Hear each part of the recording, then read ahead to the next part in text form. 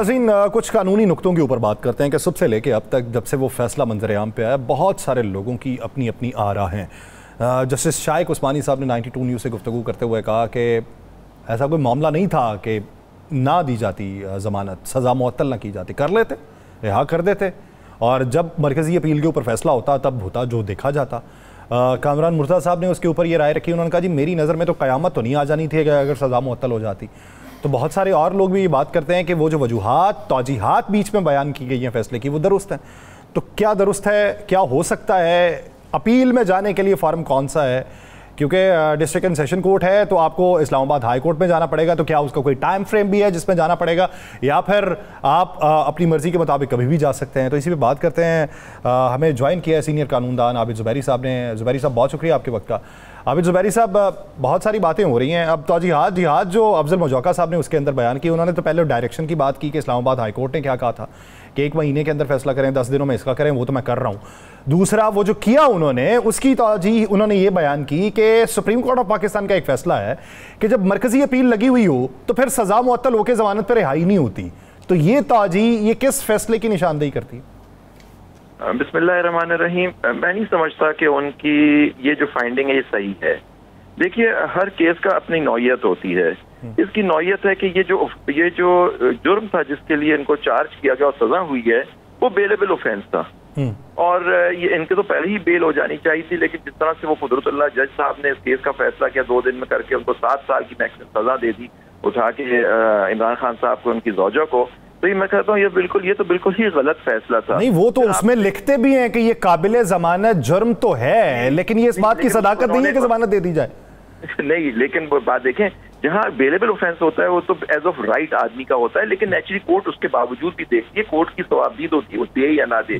लेकिन जो main issue, जो 2-3 चीजें थी जो जज साहब को देखनी चाहिए थी, सही कहा शाइक उस्मानी साहब ने और कामरान मुर्तज़ा ने, कोई आसमान नहीं गिर जाता अगर उनको आज वो सस्पेंड कर देते तो हतमी फैसला तो उनका है। लेकिन बाज दफा कोर्ट ये भी मुड़ के देखती है कि जी अब तो मैं मेन अपील ही सुननी है, कोर्ट ने सुननी है, तो क्यों हम इसको इस वक्त वो करें। लेकिन इशू ये है कि इस केस को देखना चाहिए था कि ये केस जिस तरह से इसका फैसला हुआ, फिर उसकी अपील जिस तरह से हुई, और जिस दिन फैसला होना था उस दिन उनके वो साबिक शौहर ने एक जाके हंगामा किया, जिसके बाद उन जज साहब की हिम्मत ही नहीं, उन्होंने फैसला ही नहीं सुनाया।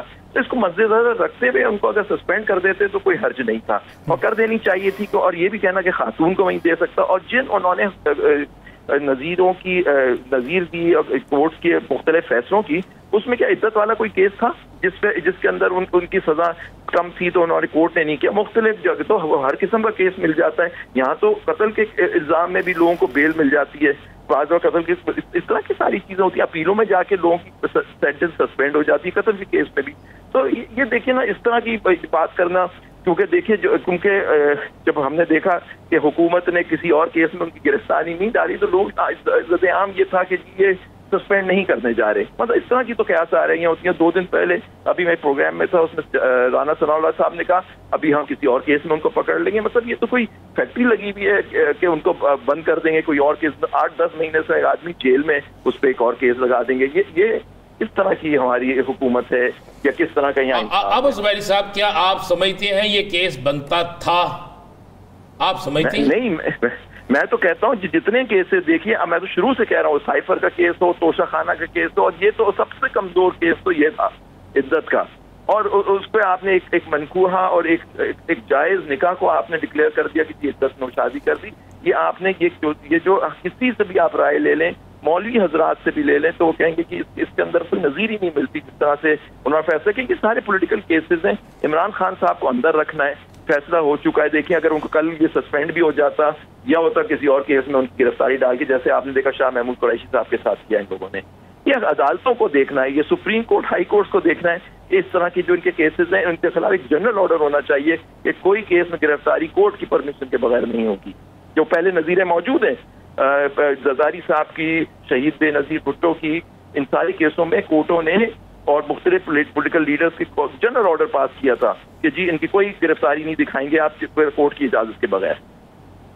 ज़ुबैरी साहब, आप क्या समझते हैं कि जब इस केस के मेरिट्स के ऊपर बात 2 जुलाई से होना शुरू होगी और 12 तक इस केस का फैसला सुनाया जाना है, तो क्या वही तमाम गवाहान जो कुदरतुल्लाह साहब की अदालत में पेश हुए या उससे पहले पेश हुए कि जब दरख्वास्त ये इनकी तरफ से नहीं थी, खावर मानिका साहब की तरफ से, वो किसी और तरफ से थी, लेकिन जब खावर मानिका साहब ने दरख्वास्त दायर की तो गवाह वही थे और फिर वही गवाह शाहरुख अर्जुमन साहब की अदालत में पेश हुए?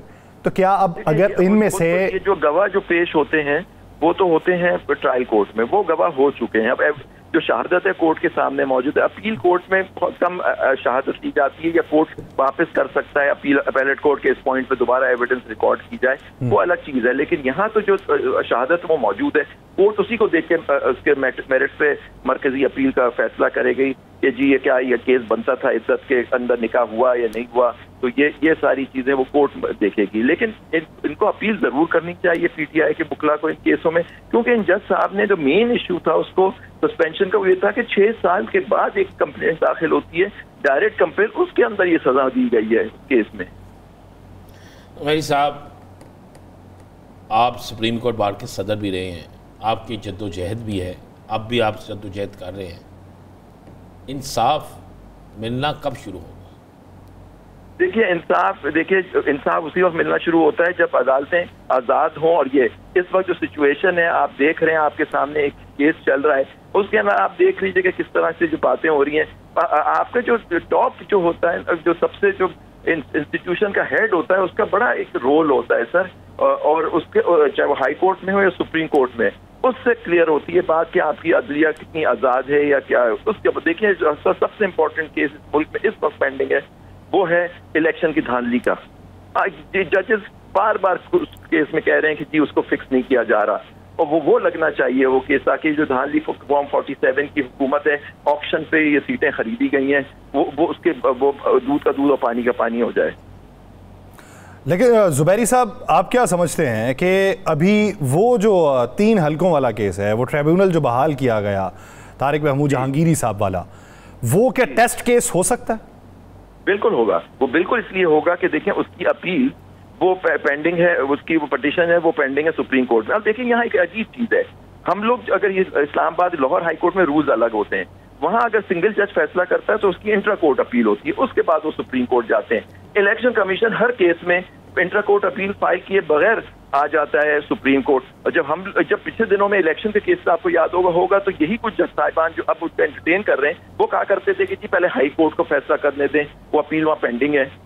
तो इस तरह तो अब आप देखिए कि जो सिचुएशन है अब ये 2 टेस्ट केस पेंडिंग है सुप्रीम कोर्ट में। एक तो चल ही रहा है, एक केस ही आपने फरमाया कि जी ये 3 हलकों की उसकी इनकी पिटीशन आ गई है, ये पेंडिंग है, और फिर जो इलेक्शन में धांधली है वो वाली पिटीशन। तो अब ये जो इनकी कमेटी बनी हुई है बेंच की बनने की, बेंच की देखने तश्कील क्या होती है, उससे पता लगेगा क्या हो रहा है, क्योंकि अब तो 3 जजेस फैसला करते हैं कि बेंच की कॉम्पोजिशन क्या होगी।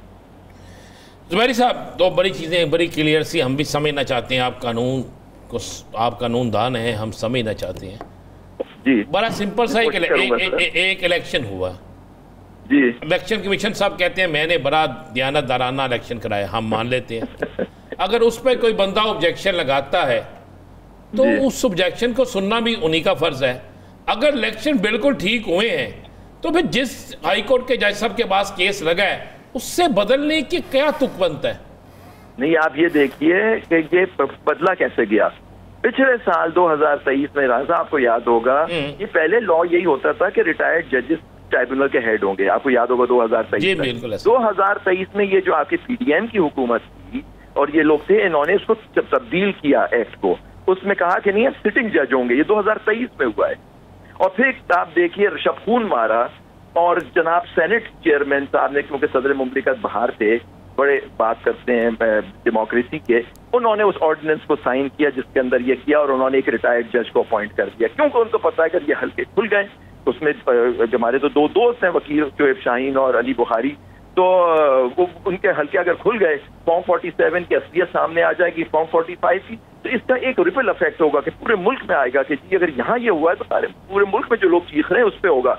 ये वो लोग नहीं चाहते। तो इलेक्शन कमीशन तो धांधली का मरकजी किरदार है, उस पर तो मैंने तो हमेशा कहा कि आर्टिकल 6 लगना चाहिए, जो इन्होंने आइन पे 90 दिन में इलेक्शन नहीं कराए।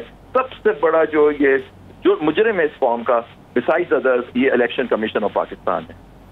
तो लेकिन जुबैरी साहब वहाँ पे सवाल भी तो ये उठता है ना सर कि जब एतराज़ात ही उनके ऊपर हों तो फिर वो बॉल किस कोर्ट के अंदर होगी? यानी वो एतराज़ ये कहते हैं इलेक्शन कमीशन ने ये धांधली की है फॉर्म 47 वाली, तो अब उन्हीं के अपॉइंट करना है तो उनके ही खिलाफ हैं, तो फैसला कौन करेगा? यही तो बात है, फैसला तो उनको तो नहीं करना चाहिए ना। जब भी तो ये जो उन्होंने लॉ बदल दिया था, सिटिंग जज थे।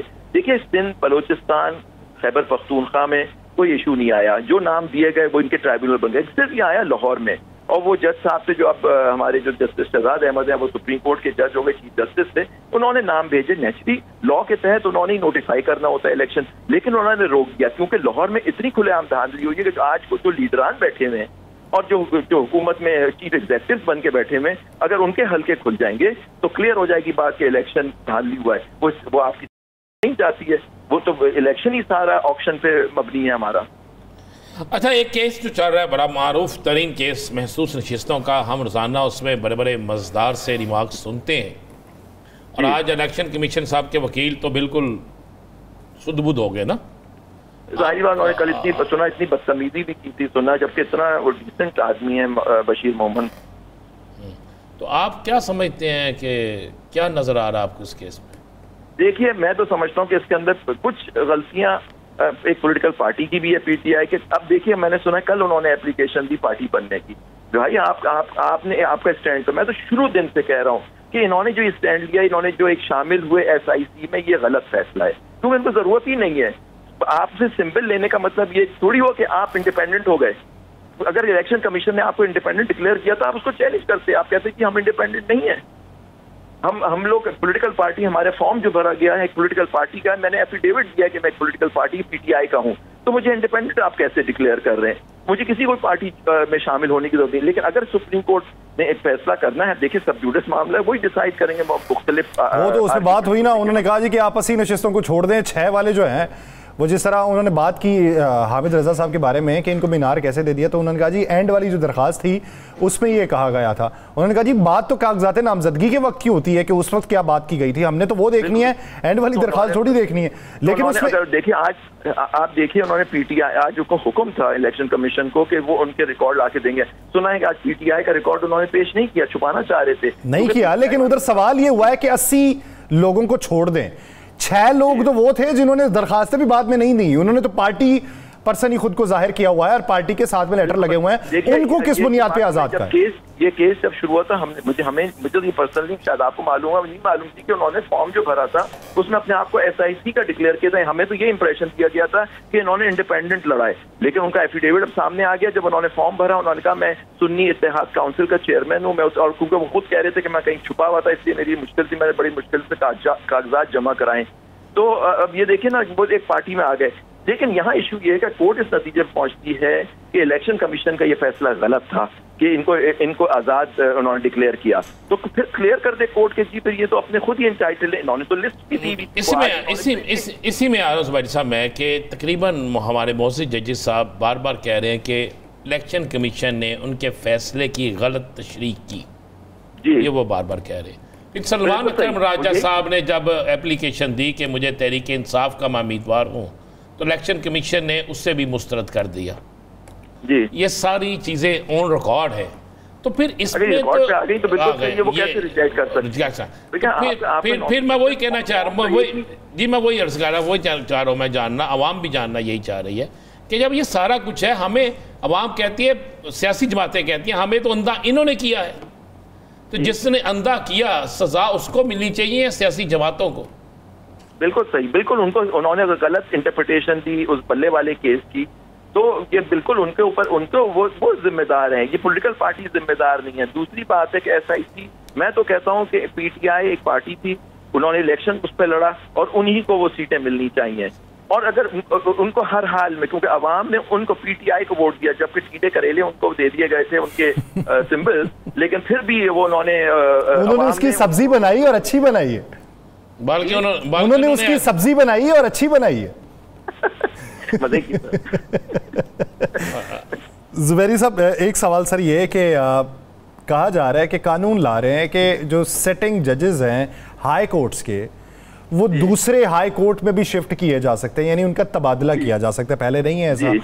तो क्या मुझे और नाजरीन को ये समझा दें कि क्या ये सादा कानून साजी से मुमकिन है या ये आईनी नशिस्तें हैं, तो आईनी नशिस्तों में रद्दोबदल करने के लिए आइन में तरमीम करना पड़ेगी?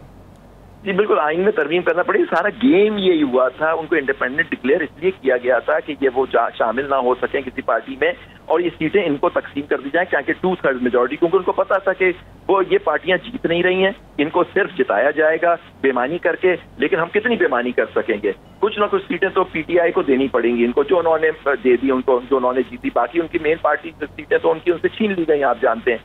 तो ये सारा गेम ये था कि अमेंडमेंट करके, अब ये देखिए एक तरह से एक ये धमकी होती है, ये कोर्ट को धमकी दी जा रही है कि जी अगर तुम लाइन पे नहीं आओगे, ये इश्यूज उठाओगे, वो 6 जजों का इशू उठाओगे और मुख्तलिफ इश्यूज उठाओगे, तो फिर हम तुम्हें ट्रांसफर। आपको याद है ये मार्शल लॉ के जमाने, ज़ियाउल हक साहब के जमाने में भी ये कानून होता था।